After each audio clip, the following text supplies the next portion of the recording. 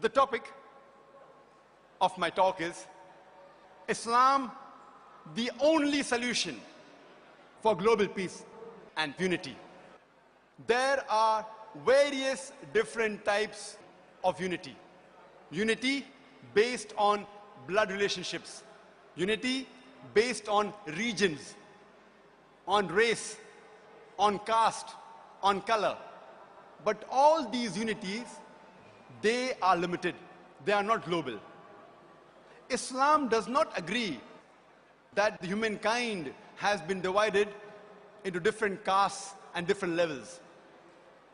I start my talk by quoting a verse from the glorious Quran, from Surah Hujurat, chapter number 49, verse number 13, where Allah says in the Quran, Ya ayyuhan nasu inna khalaqnakum min zakarin wa unsa wa ja'alnakum shu'uban wa qaba'ila lita'arafu inna akramakum indallahi atqakum inna Allaha alimun kabir. Which means, O humankind, we have created you from a single pair of male and female and have divided you into nations and tribes so that you shall recognize each other, not that you shall despise each other. And the most honored in the sight of Allah subhanahu wa ta'ala is the person who has taqwa. The criteria for judgment in the sight of Allah subhanahu wa ta'ala, it is not color, it's not caste, it's not wealth, it's not sex, but it is taqwa, it is God consciousness, it is piety, it is righteousness. Allah says in the Quran in Surah Rum, chapter number 30, verse number 22, amongst his signs, he has created the heavens and the earth and has created the variations in your languages and color, so that it will be a sign for those who know. Allah has created humankind in different colors and has created different languages so that you may recognize each other. Allah says in Surah Isra, chapter number 17, verse number 70, وَلَقَدْ كَرَّمْنَا بَنِي آدَمَ. Allah has honored all the humankind, irrespective whichever part of the world you come from, whichever community you come from. Allah subhanahu wa ta'ala has honored all the children of Adam, the whole of humankind. Allah says in Surah Fatir, chapter number 35, verse number 24, وَإِم مِّنْ أُمَّةٍ إِلَّا خَلَا فِيهَا النَّذِيرُ. There is not a nation or a tribe to whom we have not sent a warner. Allah says in Surah Ra'd, chapter number 13, verse number 7, وَلِكُلِّ قَوْمٍ هَادٍ. And to every nation we have sent a guide. Almighty God has sent messengers to every nation, to every ummah. And our beloved Prophet Muhammad sallallahu alaihi wasallam said, it's mentioned in the Sahih Hadith of Ahmad ibn Hanbal, volume number 5, our beloved Prophet said, there were 124,000 messengers sent on the face of the earth. But all the messengers that came before the last and final messenger, Prophet Muhammad, peace be upon him, they were only sent for their people, for their ummah. But since Prophet Muhammad, peace be upon him, was the last and final messenger, he was not sent only for the Muslims or for the Arabs. Allah says in the Quran, in Surah Anbiya, chapter number 21, verse number 107, وَمَا أَرْسَلْنَاكَ إِلَّا رَحْمَةً لِلْعَالَمِينَ.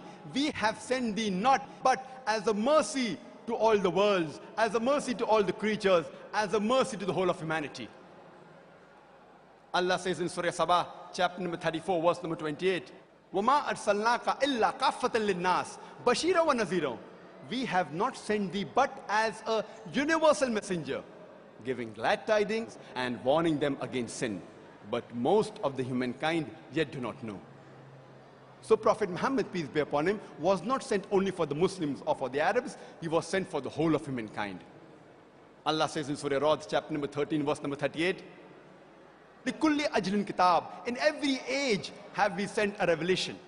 By name, only 4 are mentioned in the Quran. But in every age, Almighty God has sent a revelation.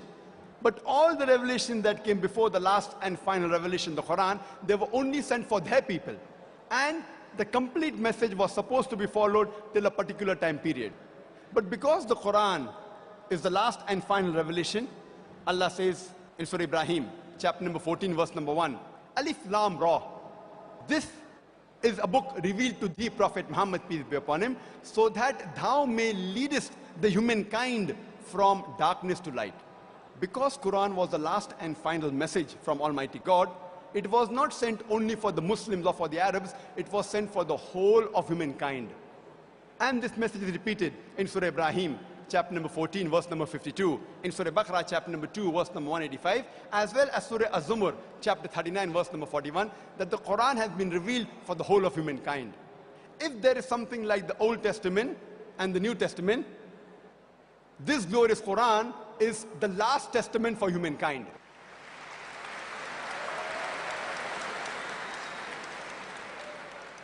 The cornerstone of the Islamic faith is belief in one and only creator and sustainer of the whole universe who only deserves to be worshipped. This cornerstone of belief in one and only creator and sustainer of the universe is the only point of unity amongst the whole of humankind. And this is the only uniting factor for the whole of humankind, that we have got one common parents, and our creator, our sustainer, our cherisher is only one, and he alone deserves to be worshipped. And if you read the scriptures of the major world religions, they too emphasize on monotheism, on belief in one God. And this is the only uniting factor for the whole of humankind, for global unity. Religion, according to the Oxford Dictionary, means a belief in a superhuman controlling power, a personal God or gods that deserve worship and obedience. In short, religion means belief in God. Allah says in the Quran, in Surah Al-Imran, chapter number 3, verse number 64, Kul ya ahlal kitab, say, O people of the book, ta'alaw ila kalmatin sawa'im bainana bainakum, come to common terms as between us and you. Which is the first term? Allah na'budu illallah, that we worship none but one Almighty God. Wala nushrika bihi shay'an, that we associate no partners with Him. Wala yattakhiza ba'duna ba'dan arbaban min dunillah, that we erect not among ourselves lords and patrons other than Allah. Fa in tawallaw, if then they turn back, faqulu shadu, say ye bear witness, bi anna muslimun, that we are Muslims bowing our will to Allah subhanahu wa ta'ala. The strategy shown by Allah subhanahu wa ta'ala in the Quran is ta'alaw ila kalmatin sawa'im bainana bainakum, come to common terms as between us and you. Which is the first term? Allah na'budu illallah, that we worship none but one and only Almighty God. To understand the concept of God in religion, we should not observe what the followers of that religion do. To understand the concept of God in a religion, we have to try and understand what the scriptures have to speak about Almighty God. And if we analyze the scriptures of the major world religions, they emphasize on oneness of God, on unity of God, on Tawheed.